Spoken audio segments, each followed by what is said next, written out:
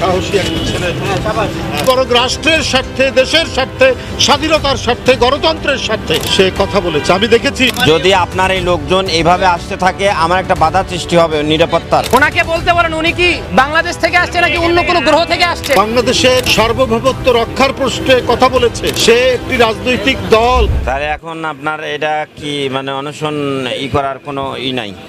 ওরা এখানে আসবে যে চিটিং করছে এটা জিজ্ঞাসা করবো ওদেরকে জনগণের সামনে। জনগণের সামনে ওদেরকে জিজ্ঞাসা করবো এই চিটিংটা কেন করছে। কি কি দাবিতে আপনি অনশন ভঙ্গ করবেন, এরকম কোনো কিছু বলা যায়? গ্যারান্টি দেন আপনি শুনলে কাজ হবে। আপনি শুনলে কাজ হবে, এটা গ্যারান্টি দেন। না না না, আমি শুনলে কাজ হবে এটা জানতে তো পারি। ঠিক আছে, আইন শৃঙ্খলা বাহিনীর প্রতিনিধি হিসেবে অবশ্যই আপনি জানবেন, আমি সেটাই আপনাকে বলছি। ঠিক আছে, এই যে এখনই বলবো ভাই ওনাকে বলতে বলেন, ওনাকে বলতে বলেন উনি কি বাংলাদেশ থেকে আসছে নাকি অন্য কোনো গ্রহ থেকে আসছে? আমি এখানে কেন আসছি? আমি আসছি তো এখানে এটাই বলতেছি। না না ভাই, আমরা তো ওনাকে মারতে আসি নাই। এই গেটটা লাগানো ছিল না, আপনারা বলতেছেন লাগানো আছে কেন? না না আরে ভাই, আমরা তো চলেই যাইতাম, আমরা আধা ঘন্টা আগে চলে যাইতাম, আমরা থাকতে আসছি নাকি এখানে? আপনারা কি বলছেন? আপনি কি বলছেন? এখন বলছেন যে আপনারা নিরাপত্তা দেওয়ার জন্য আসছেন। আমরা কিন্তু এখানে যারা আসছে কেউ কিন্তু সন্ত্রাস না। না না, এখানে আমরা কিন্তু কেউ সন্ত্রাস না। এক আরে ভাই, 5 মিনিট কথা বলার সুযোগ দেন, আমরা চলে যাই। এই যে ভাই একটা কথা বলে আমি কিভাবে দেব সুযোগটা? ভাই, আমাকে আছে অপশনটা। সামিউল ভাই, দ্বিতীয় কথা হচ্ছে আমার তো এখন কিন্তু ওনারা এখন ওই চেয়ারে যারা বসে আছে তারা কিন্তু মানুষের মধ্যে এখন পর্যন্ত নাই। তারা অন্য গ্রহ থেকে হয়তো বা আসছে, এলিয়ন বা অন্য কোনো গ্রহ থেকে আসছে আমরা মনে করতেছি। ওই গেটটা গাড়ি যা শুরু করছে। আবার মেসেজটা একটা কাজ করি, আপনি কথা বলছেন মানে আমি তো ওনাদের ফোর্স দেব, মেসেজ কে তোমরা রিপ্লাই দেবে। আচ্ছা ধৈর্য ধরতে হবে তো ভাই, সহ্য করে ওদের রিপ্লাই থেকে আসো, এখন তো হবে, সহ্য হয়ে গেছে। আমাকে একটু কথা বলে নিয়ে আসেন। এবং আমাদেরকে একটা চিঠি দিছে, চিঠিতে লিখছে আমাদের নাকি ব্যাংক অ্যাকাউন্ট নাই, কোনো রাজনৈতিক দলের ব্যাংক অ্যাকাউন্ট নাই। এটা পাগলেও বিশ্বাস করবে? আমরা ওদেরকে যে ব্যাংক অ্যাকাউন্টের হিসাব দিয়েছিলাম আমাদের আবেদনে, এইটার কপি ওদেরকে পাঠাইছি। এরপরে বলছে যে আমাদের 22টা জেলা লাগবে, বলছে 20টা জেলায় ওরা পাইছে, তা 2টা জেলা পায়নি তাই বলতেছে। তাহলে আমাকে বলতো 2টা জেলা পাওয়া যাচ্ছে না। আমি তো 43টা জেলায় কমিটি দিছি, 34টা জেলায় আমার অফিস আছে। তাহলে আমি ওই 34টার মধ্যে এদেরকে 2টা ধরাই দিতাম, যদি নেন আরও 2টা আছে। এরা সেই চিটিংটা করছে। এরপরে বলছে উপজেলা কমিটি 33টা পাইছে, বাকিগুলো পায়নি। এখানে 108টা উপজেলার দলিল, কমিটি এবং তাদের সাংগঠনিক কার্যক্রমের রেজুলেশন আমি নিয়ে এসে রাখছি, আপনারা গুনে নিতে পারেন। ঠিক আছে, এরপরে তারা বলছে আমাদের এই গঠনতন্ত্রে নাকি 33% নারীর বিধান নাই। না থাকলে দিয়ে দিব নাকি, কিন্তু আমাদের বিধান আছে, আমাদের গঠনতন্ত্রের বিধান আছে, ওদের কপি আমি ওদেরকে পাঠাইছি। এরপরে বলছে ছাত্র সংগঠনের বিধান থাকা যাবে না।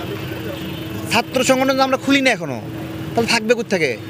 তারপরে গঠনতন্ত্রে আমরা ওদের চাহিদা মতো লিখেছিলাম যে আমরা ছাত্র সংগঠনের বিধান রাখিনি, এখানে শ্রমিক সংগঠনের বিধান বলছে আমরা রাখিনি। এই সবগুলো শোনেন আগে, এই সবগুলো আমি তাদেরকে আমাদের নাগরিকরা সংহতি জ্ঞাপন করতে আসছিল তাদের মাধ্যমে পাঠাই দিচ্ছি সেখানে। এখন আপনি কি বলতে চান সেটা বলেন। এখন আজকে তো বৃহস্পতিবার, কালকে শুক্র শনি, অফিসটা তো বন্ধ থাকবে। তো বন্ধ থাকলে তো অফিসের একটা নিরাপত্তা থাকে। এটা একটা কেপিআই ভুক্ত প্রতিষ্ঠান এবং খুবই গুরুত্বপূর্ণ, বর্তমান প্রেক্ষাপটে গুরুত্বপূর্ণ অফিস। খুবই গুরুত্বপূর্ণ অফিস। 18 সালে ভোট চুরি করছে, 24 সালে ভোট চুরি করছে, এত গুরুত্বপূর্ণ। ঠিক আছে বলেন। এই গুরুত্বপূর্ণ অফিসে আপনি আমরণ অনশন দিচ্ছেন, আপনাকে দেখার জন্য বা আপনাকে ক্যামেরা করার জন্য বা বিভিন্ন ধরনের লোকজন আসে, কিন্তু এই সমস্ত লোকজনের পরিপূর্ণ ঠিকানা কিন্তু ভেটিং করা না, যাচাই করা না। বিভিন্ন ধরনের লোক আসতে পারে, এমনও লোকজন আসে আপনিও চেনেন না। আচ্ছা এদিকে দেখেন, শুনেন, আমি বুঝতে পারছি আপনি বলতে চাচ্ছেন বন্ধের দিনে এটা একটা সমস্যা, এখানে যদি আমি অনশন আমাদের নিরাপত্তা প্রদানের জন্য আপনার কাছে যদি লোকজন আসে, এই সমস্ত লোকজন, মেসেজটা বুঝছি যে বন্ধের দিনে অনশন বন্ধ করা উচিত, এটা আর কি নাকি? না সেটা বলি নাই আমি। আপনার মানে এমন কোনো দাবি এখন আছে কিনা যে এই দাবি হলে? আমার প্রশ্ন হলো আপনি টাইম আমি তো জি। অনশন করতেছি, আজকে যে বৃহস্পতিবার এটা আমার আপনি বেশি জানেন, জি। কারণ আপনি শুক্রবারে কোথাও যাবেন, আরাম করবেন, এটা আপনার ছুটি আছে। কিন্তু আপনি এই বিকাল 4টার দিকে কেন আসলে? ছুটি নাই। এটা সকালে কি ওদের বলতে পারতেন না যে এই ছেলেটা কেন বসে আছে, আপনারা তার সাথে কথা বলেন। ঠিক। আপনার মধ্যে এই ধারণা আছে এটা কেপিআই ভুক্ত, তাহলে কেন বলেন আছে আছে আছে আমি সব সময় এটা এই প্রতিষ্ঠান এবং এই প্রতিষ্ঠান কেন্দ্রিক জনগণ বা আশেপাশের লোকজনের নিরাপত্তা দিয়ে আসছি, নিরাপত্তার স্বার্থেই কথাগুলো বলছি। এখন আপনি এই যে অনশন করছেন এইটা মানে কোনো দাবিতে উইথড্র বা স্থগিত করার আপনার কোনো সিদ্ধান্ত আছে কিনা? আজকে বৃহস্পতিবার, আগামীকাল শুক্র শনি অফিসটা বন্ধ থাকবে, প্লাস এই অফিসের নিরাপত্তা আমাকে করতে হবে এবং সেই নিরাপত্তা পরিকল্পনা আমাকে নিতে হবে। সেই পরিকল্পনার মধ্যে যদি আপনার এই লোকজন এইভাবে আসতে থাকে আমার একটা বাধা সৃষ্টি হবে নিরাপত্তার। আমি বলছি আমার এই অনশন চলবে এবং এটা হলো ফেরেশতাদের প্রতিষ্ঠান, তো এটা যেহেতু ফেরেশতারাই দেখভাল করবে, দুশ্চিন্তা করবে না। ওদের যদি এই টেনশন থাকতো এই অফিসের সুরক্ষা নিরাপত্তা, তাহলে ওরা আমার সাথে এসে কথা বলতো। এরা তো এই লেভেলের ভালো মানুষ। আপনার দাবি যে তারা এসে আপনার সাথে কথা বললে আপনি তারা এখানে গণমাধ্যমের সামনে বলবে এই জালিয়াতিগুলো কেন করছে, তারা এই জালিয়াতিগুলো কেন ভিন্ন করছে। কথা, এটা একটা কথা, আর আপনার সাথে যদি এসে কথা বলে দুই ধরনের কথা। বলুক আগে এটা, আপনার সাথে দেখি আপনার এটা বলুক, দেখি তারা কি বলে, তারা এখানে আসুক। মানে তারা এখানে এসে কথা বলা এক জিনিস, আর আপনি যে কথা বলতেছেন তারা এসে আমাকে মানে এগুলো কেন করছে এগুলো বলবে। ক্ষমতা খুবই দুর্বল, আপনি শুধু নিরাপত্তার আমি- বিষয়টা দেখতেছেন। ক্ষমতার বিষয়েও দেখা আসতেছে না। আমি যেই বিষয়ে বলছি সেই বিষয়ে আপনার হস্তক্ষেপ করার মানে বিষয়টা দুরূহ, ঠিক আছে? আমি করতে চাচ্ছি না, আমি বলতে চাচ্ছি নিরাপত্তার বিষয়টা আপনি যেহেতু অনশন করছেন, আপনার যদি তারা এসে কথা বলে তাতে যদি আপনার মানে হয় সেটা একটা মানে আমি হয়তো বা আপনি তাকে দাবি দিলে যে আসে কথা বলুন, এই একটা জিনিস। আর কথা ওই যে কথা বললেন যে কেন করছে কি জন্য করছে এগুলার ব্যাখ্যা দেওয়া এ আর একটা জিনিস। কথাও বলবে, ব্যাখ্যাও দেবে, সবই করবে, হ্যাঁ, তাদের তো রাইট তাই না?